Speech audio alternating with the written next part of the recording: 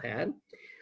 This is our fifth in a series of weekly Wednesday updates, and we're delighted to have with us the Deputy Consul General Matan Zamir and Reut Lieberman, who is the Director of Community Relations. I'm going to introduce them in a second, but I just wanted to let you know that next week we will have the opportunity to hear from two of our community rabbis, Rabbi Eve Posen from Congregation Neve Shalom and Rabbi Ariel Stone from Congregation Shir Tikva. And 3 weeks from now, we will be having Mike Golub, who is the CEO of the Portland Timbers, come and talk about sports during the pandemic and what to look forward to in the sporting season. And we hope some other sports figures will join him at the same time. So let's start the program. And let me introduce Matan Zamir, who is the Deputy Director for the Public Affairs Department at the Israel Ministry of Foreign Affairs. From 2015 to 2018, he was the Deputy Consul General to New England. And prior to that, he served as the Chief of Mission at the Israeli Consulate in Mumbai, India. He grew up in Jerusalem, where his family has lived for 9 generations. I also just want to introduce Reut Lieberman, who is the Director of Community Relations for the Consulate in San Francisco. Both are stationed in San Francisco. What you'll see at the bottom of the screen is the Q&A. So as questions come up, please enter them into that. And Bob Hornstein, our JCRC Director, will moderate the conversation. So let me turn it over to you, Matan, and give us a little briefing. Thank you very much. Thank you, Mark. Thank you, Bob, Rachel, and for everybody else at the Federation who was involved in organizing this talk. I was very fortunate to be able to actually come and visit Portland just before this whole thing started last January. I here at the Israeli Consulate for 9 months now, and due to the Israeli political crisis that we had in the last year and a half, that we'll talk a little bit more about it later, I didn't have the capacity, we didn't have the budget for me to travel in the consulate's jurisdiction, which is Northern California and 5 other states, one of them being Oregon. So the first trip basically for me outside of the Bay Area was to Portland, and I was very happy. It was a very warm welcome for me. And I'm excited to be able, once this whole thing is over, to travel again and visit Portland. And like you said, Mark, we also have Reut Lieberman with us, who's a director for community relations, who's great and working at the consulate longer than I have, and doing a lot of work with communities across our jurisdiction. So thank you, Reut, for joining us, and thank you for everybody else for logging in. I'm sorry for the delay. I'll keep my remarks relatively brief, just to be able to open it to a discussion and a conversation rather than me sitting and giving a lecture. I'm both a lawyer and a diplomat, so I could technically talk for hours, which I won't. I'll try to keep it brief. I wanted to talk about 3 short things before we move to the Q&A part. The first thing is just take this opportunity and tell you a little bit about the work that we do, the consulate. I'll mention a little bit about the COVID-19 and how Israel is responding to it and the current situation in Israel. And then a little bit about the political system and the fact that as of last Sunday, we finally, after a year and a half, we have a government. So a little bit about the consulate. We are one of 8 consulates that Israel has in the United States. On top of that, there's the embassy in Washington. 8 consulates is a relatively large number. It's not Mexico with 50, but compared to a lot of other countries, 8 is a high number. We cover Northern California because there's a consulate in Los Angeles, and then 5 states: Oregon, Washington, Idaho, Montana, and Alaska. Unfortunately, Los Angeles got Hawaii, so we got Alaska, but that's, that was the bargain.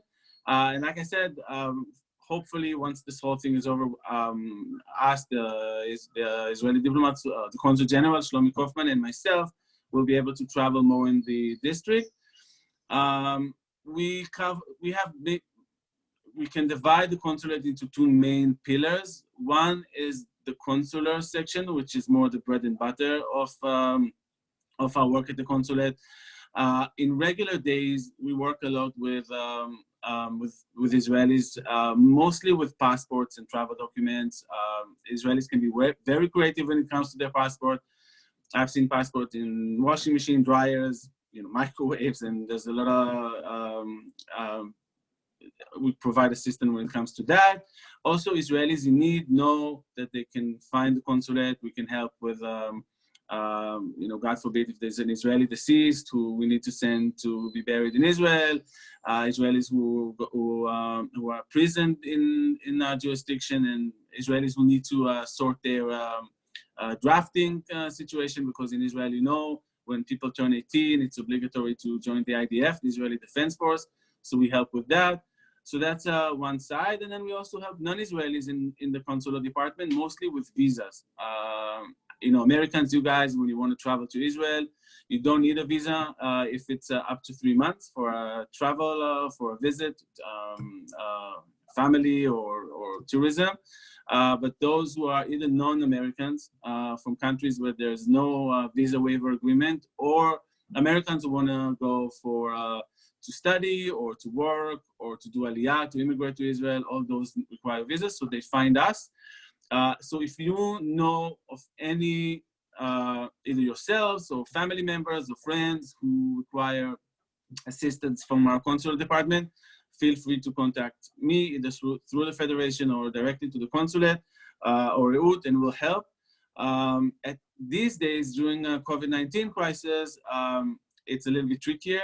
The consular section is working even harder than regular days because Israel is strictly monitoring entry and exit from the country. The first few weeks of the pandemic, there was a very strong effort by the foreign ministry, and we as the consulate in San Francisco, we were part of it, to allow every Israeli who wants to go back to Israel the opportunity. And more than 15,000 Israelis flew back to Israel, some on their own, some actual plans were sent by the Israeli government alongside with El Al, which is our air carrier, to Peru, to India, to Bolivia. Israelis, after they finish their military service, a lot of them tend to go backpacking. So thousands of those we were able to send back to Israel to stay home with their families during this terrible times. So that's the consular side. So and now we're working on providing permission to non-Israelis who want to travel to Israel to enter Israel, because currently at Ben Gurion, which is our airport near Tel Aviv, they only allow entry on specific cases because, and we'll talk a little bit about that later, on how Israel was able to very soon at the beginning in early March to close our borders, and by that reducing the numbers of COVID-19 cases later. So that's the consular side. On the other side, we do what we call public diplomacy. So from political work, meeting governors and senators and legislators, both state and federal, strengthening the ties between our states and the states in our jurisdiction and the state of Israel, delegations of legislators, delegations of governors, etc. Academics, same thing.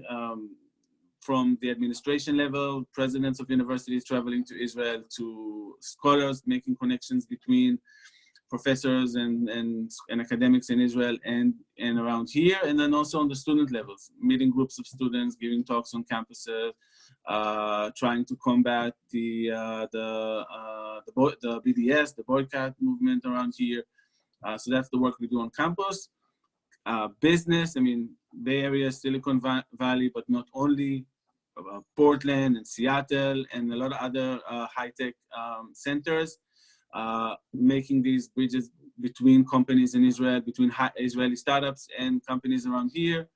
And so that's on the business side. Cultural, so for example, when I was in Portland in January, I attended the White Bird Dance Festival. That was amazing.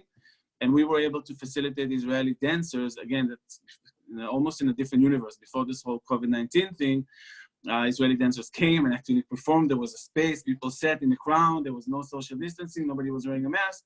and these Israeli dancers gave 2 or 3 nights performances, and that happened after we also helped the festival managers to travel to Israel to see Israeli showcase in dance, to see 10 or 20 Israeli dancers, and then they handpicked the dancers that they wanted to bring to that matches the character of the festival, which was really great. So that's on the academic side. The Reuts department, which is the community. So naturally, since we're the Israeli consulate, we work a lot with Jewish communities across the Pacific Northwest, but also the non-Jewish community. So for example, here in San Francisco, we're now working on a project for Pride Month. It's going to be unfortunately an online project because every year we march on Pride. The LGBTQ community, we earlier this year, Reut organized a really nice event at the Baptist Church in the city of Oakland, celebrating the life and legacy of Martin Luther King and his relationship with the state of Israel. So that's a little bit of what we do, and unfortunately, in the last 2 months, most of our work is online. Like basically everybody else's, we're staying home, like you see behind me. I mean, we're not different than anyone else. So that's a little bit about the work that we do. And if there's anything that I said that's relevant to any of you, feel free to contact us, and we'll be happy to partner, whether it's an individual, a synagogue, an organization, at JCC, and we're working closely with the federation. So that's great. So the second thing I wanted to talk about is COVID-19 and in Israel. And as I said at the beginning, Israel was very, we were able to react soon. So early March, Israel has decided to close the airport almost completely, other than allowing Israelis, like I said, to travel back. Schools, shopping malls, and the non-essentials activities, and that happened very soon at the beginning, before a lot of other countries reacted to the pandemic. So the bottom line today, and I looked at the numbers just before joining this call, is that we currently altogether there were more than 16,000 COVID-19 cases in Israel, people who were tested positive. Currently today, there are less than 3,000, 2,946, which is a very low number. At the peak of it in Israel, the rate of doubling the numbers was every 3 days, and now it's every 90 days.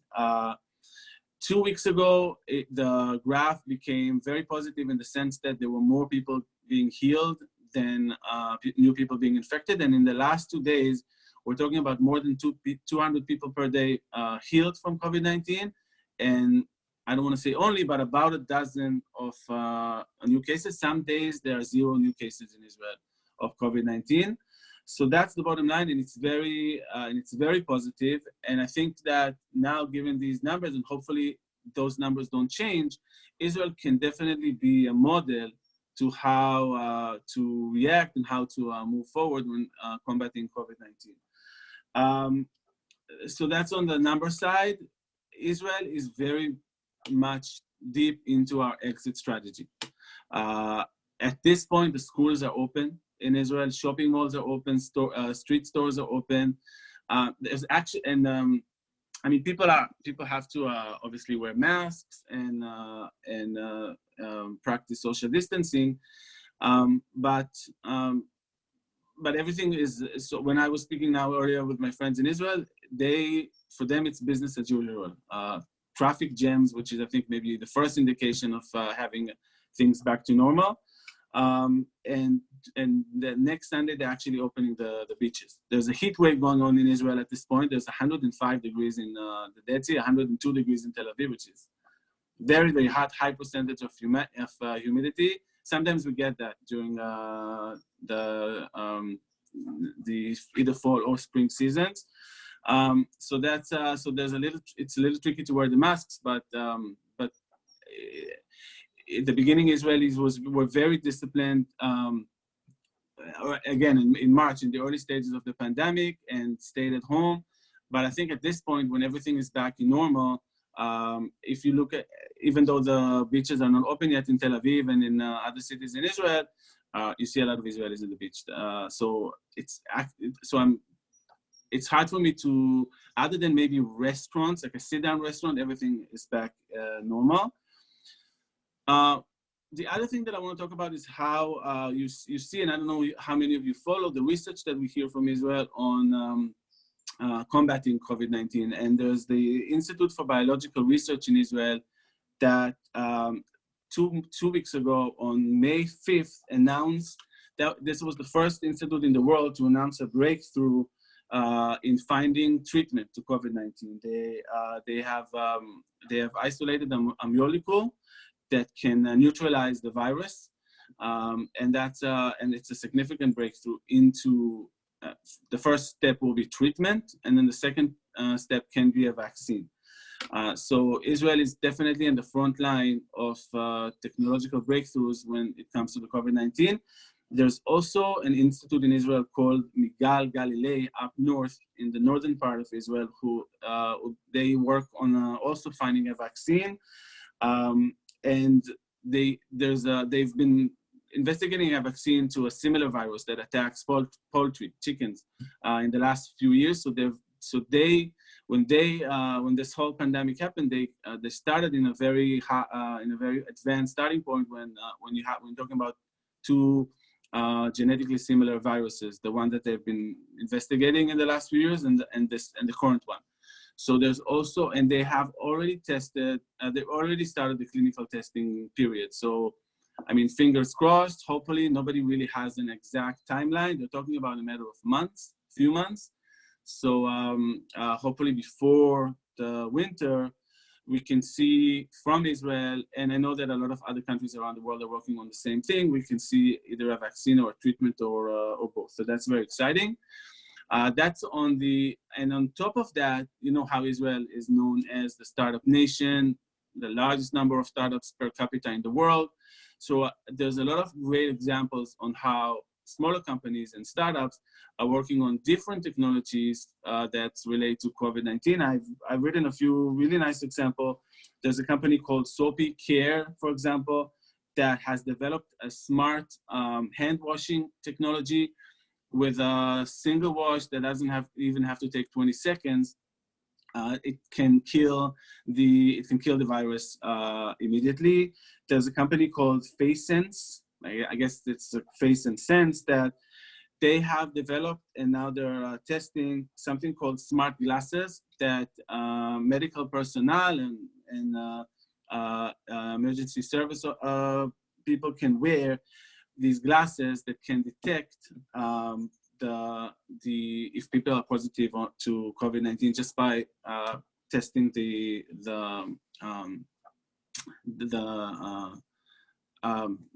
whether there's the temperature or if there's a cold, the symptoms. So that was the symptoms.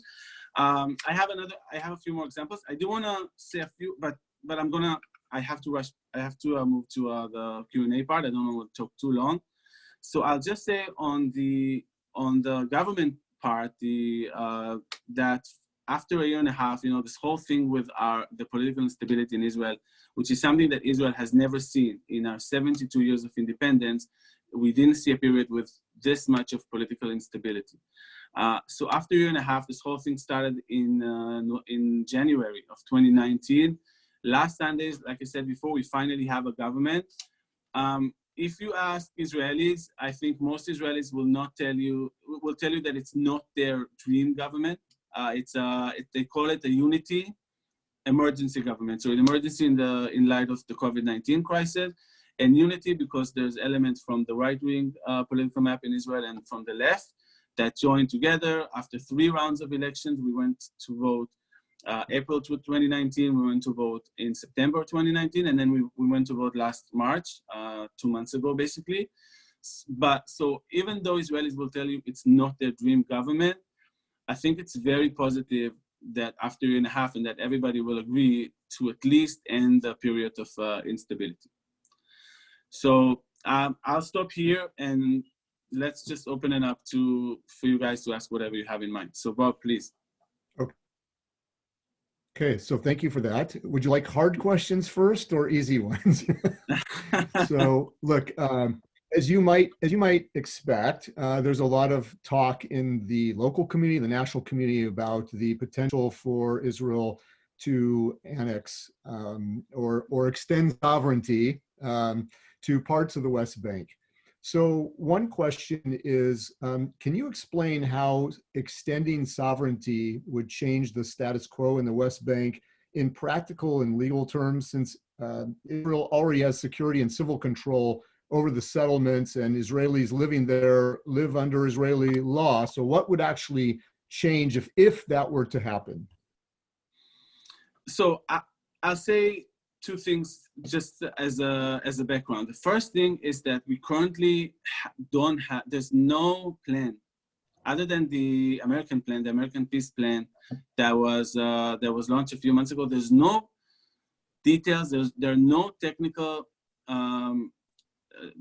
details on the ground. So nobody knows what's going to happen on the ground because it's not out yet. So it's important to understand that when talking about annexation, talking about sovereignty, there are no, nobody actually knows how it's going to look, and people are reacting to something that's like an egg that wasn't even like hatched yet.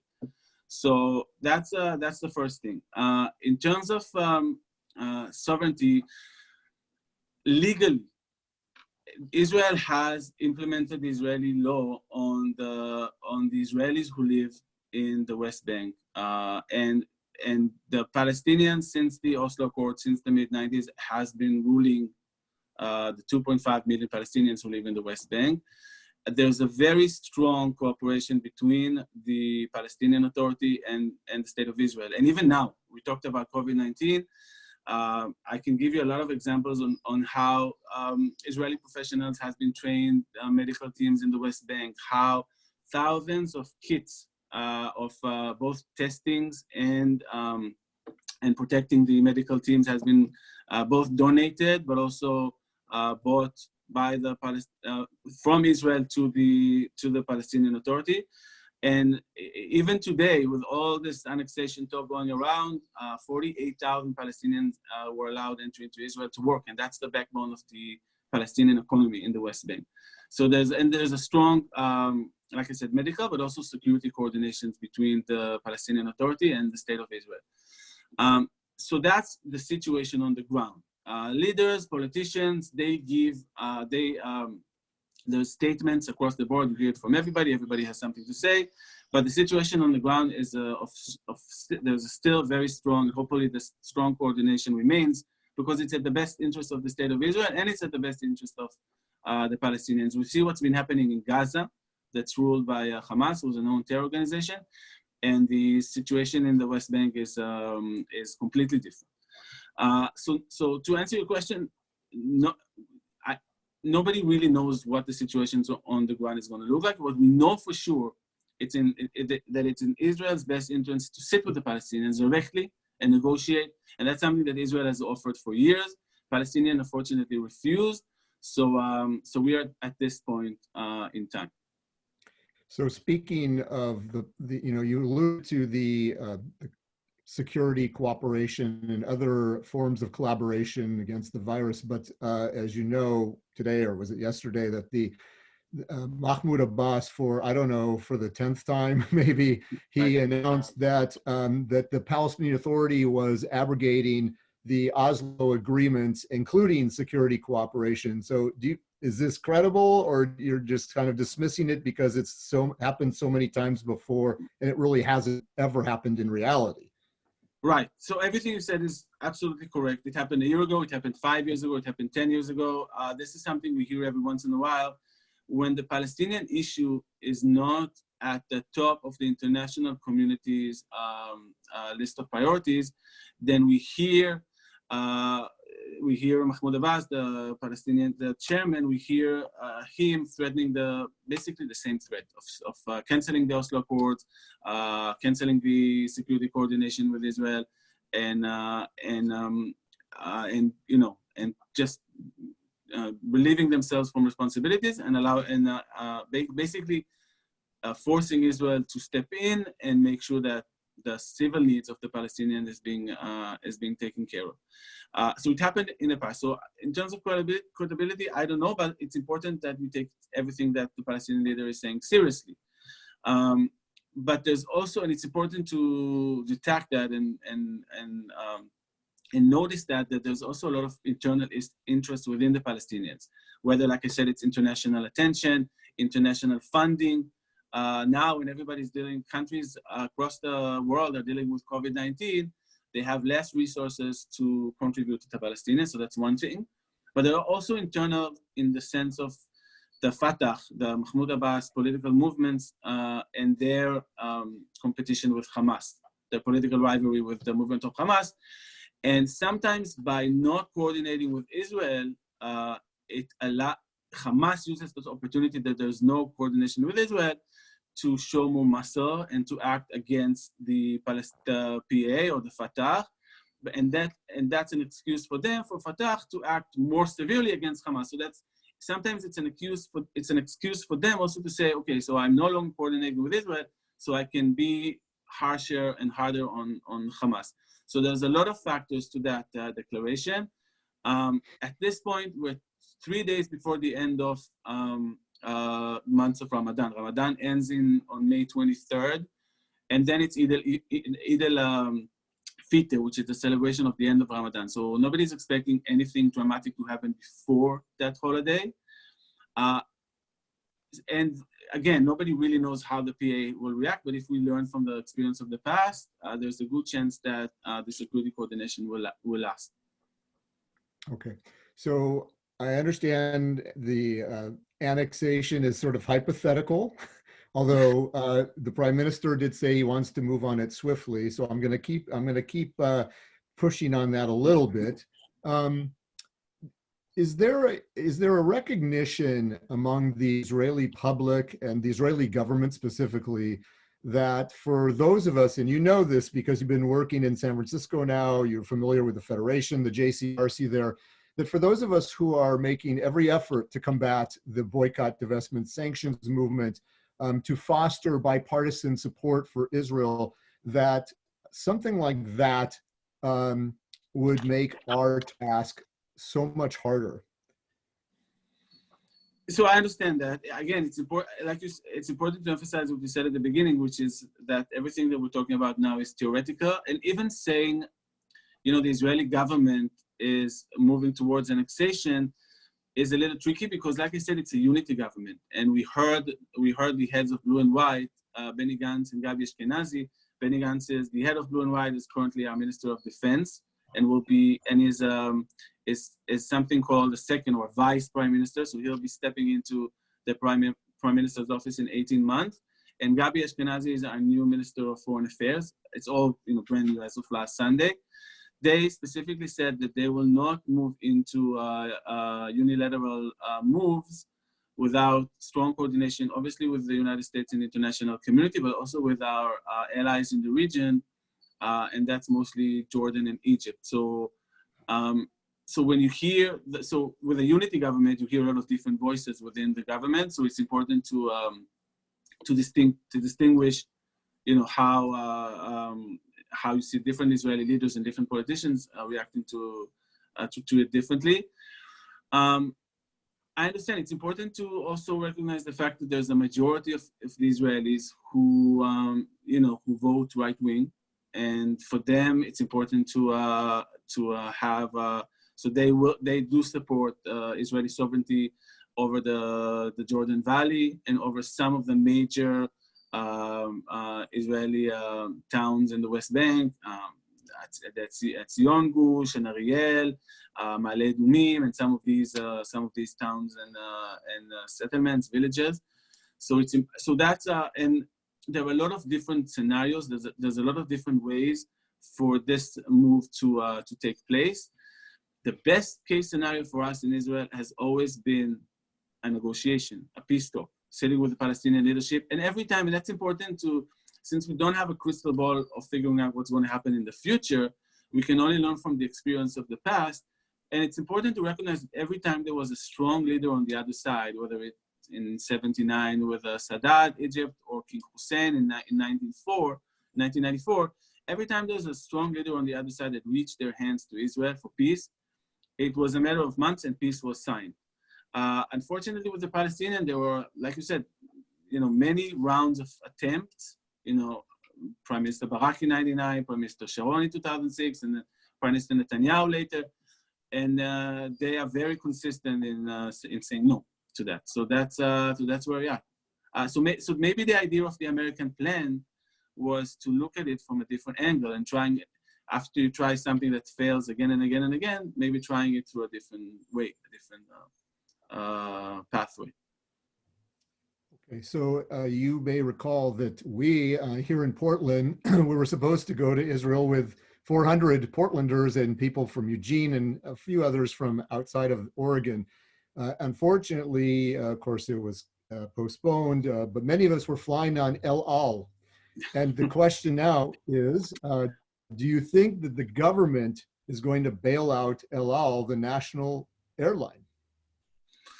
You're touching an even harder button than the Palestinians now, Bob, because it's every news cycle in Israel, they're talking about it. On one hand, people are saying this is a private company. Why should the government use our tax money to bail a private company? But on the other hand, it's our national carrier. So there's talking about a lot of different scenarios on either loans or working through banks or working through private owners selling the company but erasing their debts. There's a lot of scenarios that people talk about. I believe that we will still have a national carrier. Whether it will be allowed in this current format, I think so, but it's hard to tell at this point. What I can say is that we got a few emails today saying that more and more flights are being reopened. For example, the line to Los Angeles that was shut for more than 2 weeks has been reopened, lines to different destinations in Europe. So we're seeing more flights. There were points in the middle of this whole pandemic, this whole crisis, that there were about 10 flights in a week in and out of Israel. So the numbers were, very, very, very, very low. And these flights were only to allow, like I said, to Israelis to go back and enter Israel. At this point, the numbers are growing, not dramatically, but we're seeing more and more flights, and there's no current answer to your question on the future of El Al, but I don't believe that a country like Israel can allow us not to have a national carrier that's powerful and operates around the world. So we cannot be solely dependent on foreign companies. We should have a company like El Al. We agree. So the United States is putting pressure on Israel to curtail its partnerships, its high-tech cooperation with China. How do you see that playing out? Okay, well, you promised me difficult questions and you delivered. So on the whole issue, so there's a little bit of history to this whole triangle of trilateral international relations, and that's and it's very fragile. It's very delicate. In the past, Israel is an independent country. Obviously, our number one partner in the world, our strongest ally, and our closer ally on values, but also on interest and people to people is the United States. So a lot of the things we do, or most of the things we do, we coordinate with the United States. And by the way, it's important to say that it's bipartisan, even though there are a lot of people with interest who will try to make Israel a political question here in the United States and vice versa. There was a very, very strong partnership with the Obama administration and with the Bush administration, and before that, and with the current administration. And I hope and I believe, and it's what we invest a lot of our time and effort, is to make sure that the bipartisan relationship with the state of Israel lasts. It's not without challenges, but if you ask every single Israeli when you go to Israel on how important it is the Israel-US relationship, they'll tell you it's first in terms of international relations, number one. And Israel appreciate it, value that, and they know how important it is. And we have a strong relationship with China as well on commerce, and there's a lot of national projects in Israel that the Chinese are involved in. For example, finally after 72 years of independence, they're digging underground and a light rail in Tel Aviv. the fast trains. You know, Chinese are involved in major projects in Israel, and we do it while coordinating with the United States. So sometimes there were cases in the past where the United States vetoed it and Israel agreed to it. Sometimes there were the negotiations were, let's say, more fine-tuned, but it happens in coordination with the United States. And that's the case here as well. Great. So can you talk a little bit about the threat that's posed by Iran, slash Hezbollah in Southwest Syria?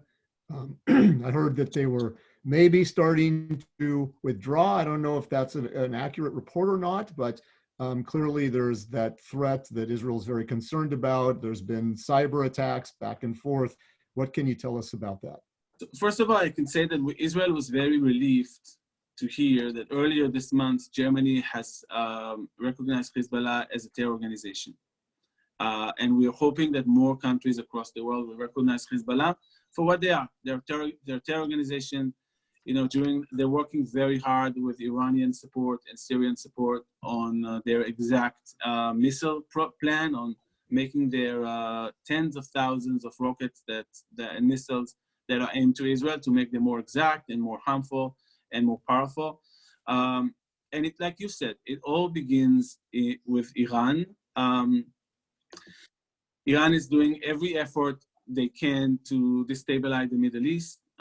Even now, I don't know if you heard or read the BBC report on the COVID-19 coronavirus, how even though they have told the international community they're stopping their flight to China, there were from January to April, there were more than 150 flights from China to Iran on their Ma'an Air, which is the Iranian air carrier.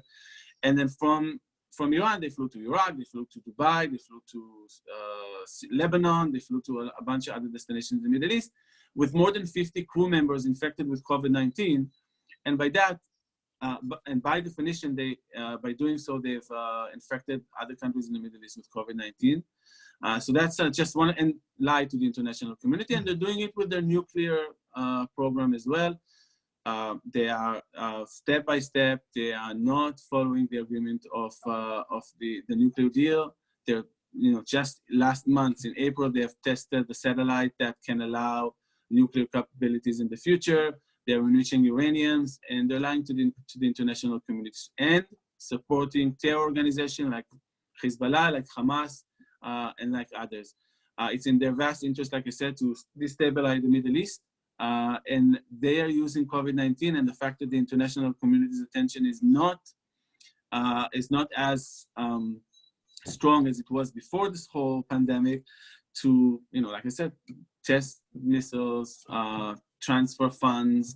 The Iranian foreign minister visited Syria for a coordination talk last month.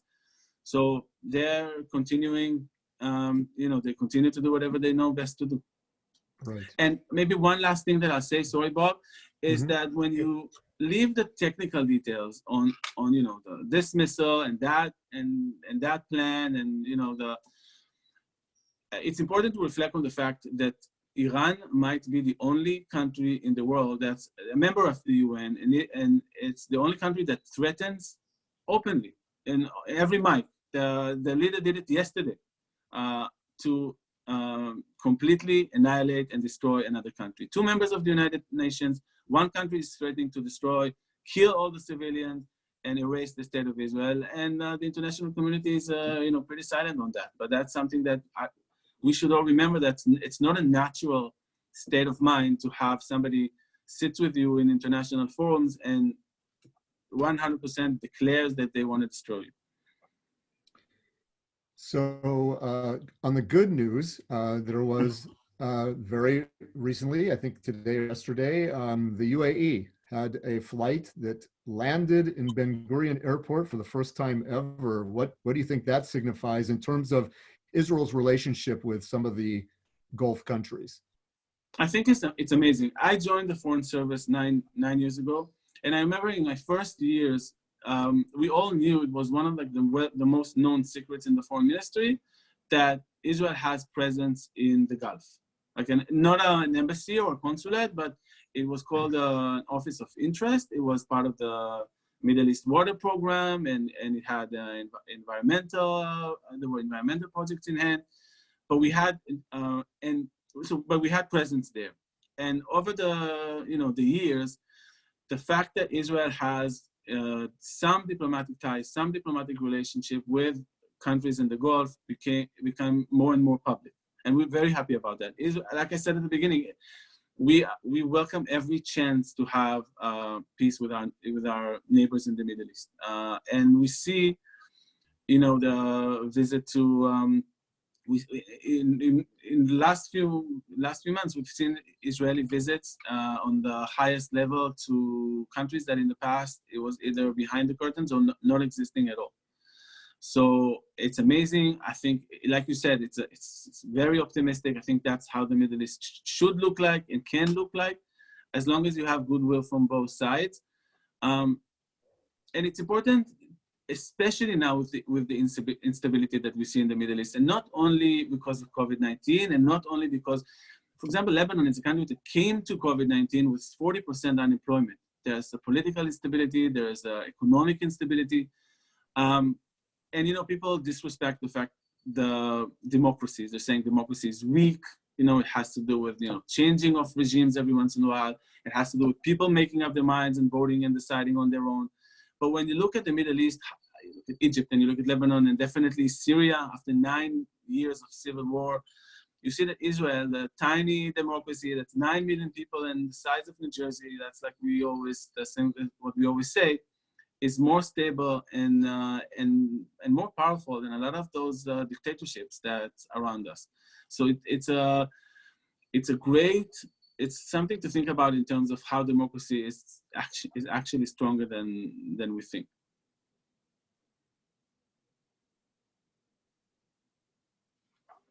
Hello?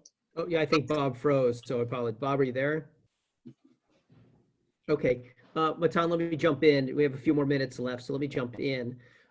Share a little bit about, from your perspective, about anti-Semitism around the world and the challenges that the Jewish people are facing.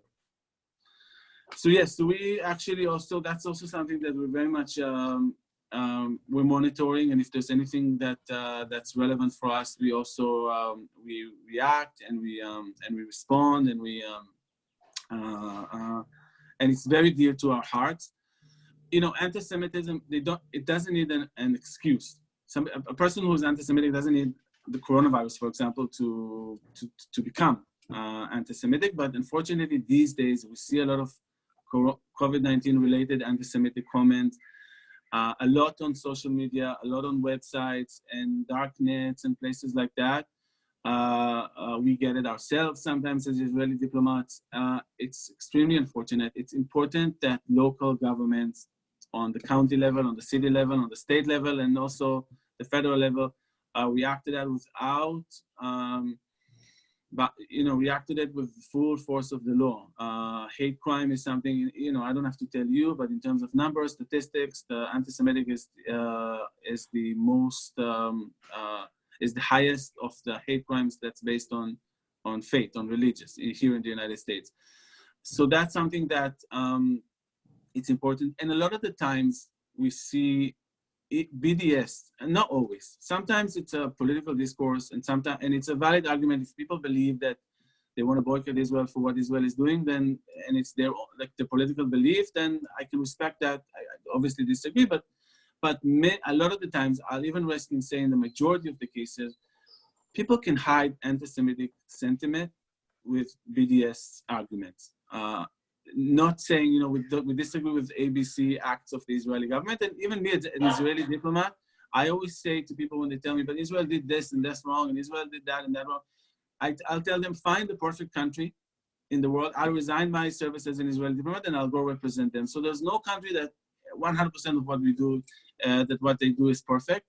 But sometimes BDS and anti-Israel, and we see it even here in California with the ethnic studies, the previous ethnic studies curriculum, and there's a lot of other examples where anti-Semitic sentiment is being hidden or disguised as BDS, and it's important to expose these sentiments. And when it's important to differentiate, and it's for us as individuals to differentiate between people who has a valid political argument. Sometimes, I disagree with it, but that's valid, but it can be valid, and in many cases it is valid, and distinguish that with pure hatred and anti-Semitism.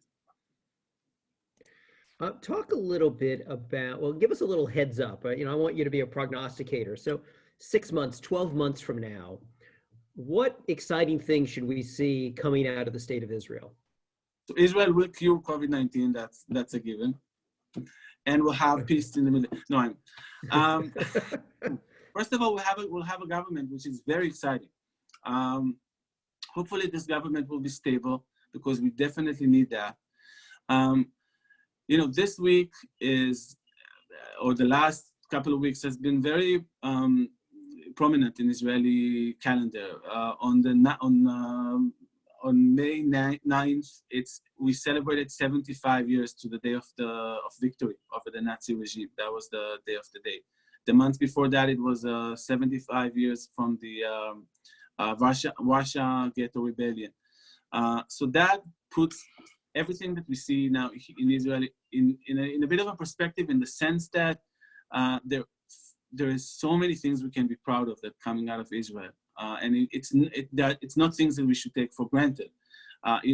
Just a few days ago on May 14th is 72 days from the original date of the Declaration of Independence, May 14, 1948. So that's Israel is 72 years young. In ages of countries, if you compare the average age of a person and the average age of a country, and you do the match, and Israel is less than 4 years old with like human life. So still baby. It can explain. By the way, it can explain a lot of things you read in the news and you hear about. So we're still figuring out ourselves in a lot of ways, constitutional ways, political ways, economical ways, but still, Israel is leading the world in COVID-19 breakthroughs, scientific, and a lot of other things that I go to college campuses and I tell them these are the things. There's like a long list of things that came out of Israeli, from texting. I mean, people know the solar panels and cherry tomatoes, and drip irrigation. That when I was in Mumbai, I saw firsthand how that changed the world, and we can have a whole talk about Israeli development and agriculture and water. But these are the things that keep us optimistic when it comes to Israel, and a vibrant democracy in not the best neighborhood in the world. That's also very exciting. So there's a lot, but hopefully, if I had to choose one, hopefully we'll get a cure for this pandemic, and then we can all go back to concerts and sport halls and movie theaters. That's one of the things that I miss the most. So I'll stick with that.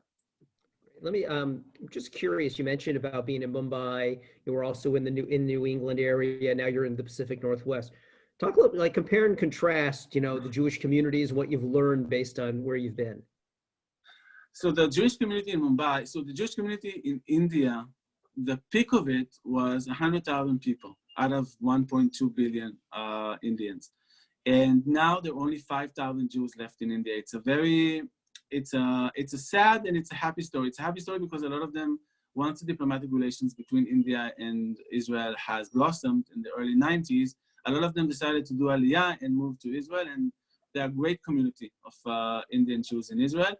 But those who stay there, they struggle. A lot of them are older, and again, only 5,000 Jews. Most of them are in Mumbai and Thane, which is a city to the north of Mumbai.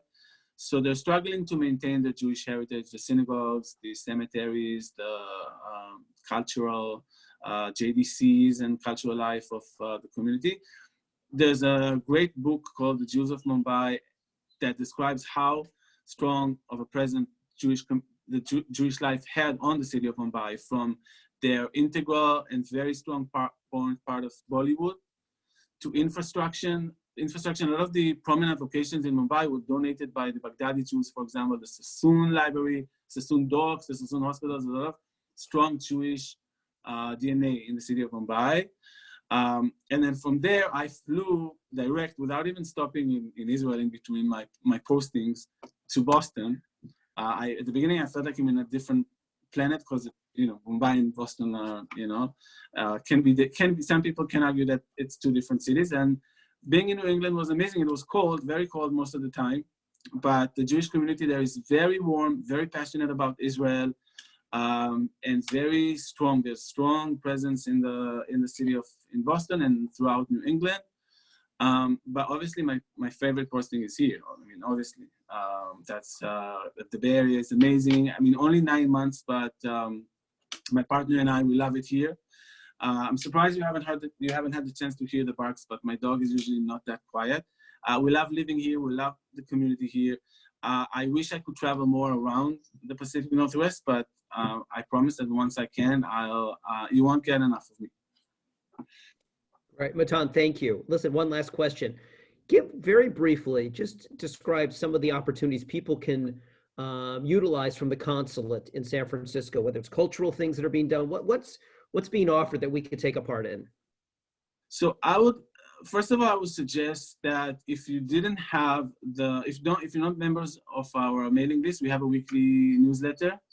You send an email to Reut. Reut, please don't be angry with me. I'm going to give everybody your email. It's community@sf.mfa, which stands for Ministry of Foreign Affairs, .gov.il.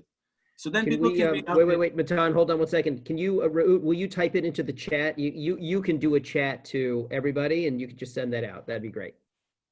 And then ask to be members of our newsletter. So then you get a weekly or bi-weekly updates on what the consulate's involved in. And then also follow us on social media. We have Facebook, Twitter, Instagram, LinkedIn. So so we are on these platforms and we share, we post, we tweet daily. So then you can be updated with what the consulate is doing. But in case of partnering or doing a project together, we're open. So send us your Reut emails. You can send me an email. My email is the same, just DCM at the beginning, the same ending, Deputy Chief of Mission. Contact me directly, and I'd love to, whatever idea you guys have. I know how, and that's for my visit to Portland. I've seen the amazing work that you're doing on the ground, the Federation, the JCC, JCRC, the organizations, and we have partnered many times in the past. Unfortunately, before my time, but I'm here to stay at least for 4 more years. So I'm sure that during my time here, after this whole thing is over, we'll have great projects together. Tomorrow is Jerusalem Day. You said at the beginning, I'm 9th generation in Jerusalem, so that's my town. That's kind of like, I feel that Jerusalem is part of my my background. So that's a holiday that's specifically important to me. So I'm just putting it out there. If you have anything that has to do with Jerusalem, and I mean it's tomorrow, and we can celebrate it together online. And if not, there's a lot of great opportunities in the future. There you go. Matan, I just want to say thank you for joining us today. Reut, also, thank you. Matan's been a great partner to our community. We look forward to welcoming you in person again in the near future. God willing, we'll have a cure, whether it's from Israel or anywhere else for this pandemic. But we're grateful for your time and sharing what you did. And we wish you only continued success in your work. Thank you very much. Thank you, Mark. Thank you, Bob. Thank you, everybody, for being part of this call. And I can't wait to come and visit you guys in Portland. Great. Thank you. And next week, first of all, we want to apologize for the technical difficulties earlier. We'll work on those. But next week, I want to remind everybody, we have Rabbi Ariel Stone and Rabbi Eve Posen, who will talk about the spiritual nature of what happens in a community during a pandemic. And we hope you'll join us then. So everybody, thank you very much. And Matan, be well, and Reut, be well. Take care. Bye-bye.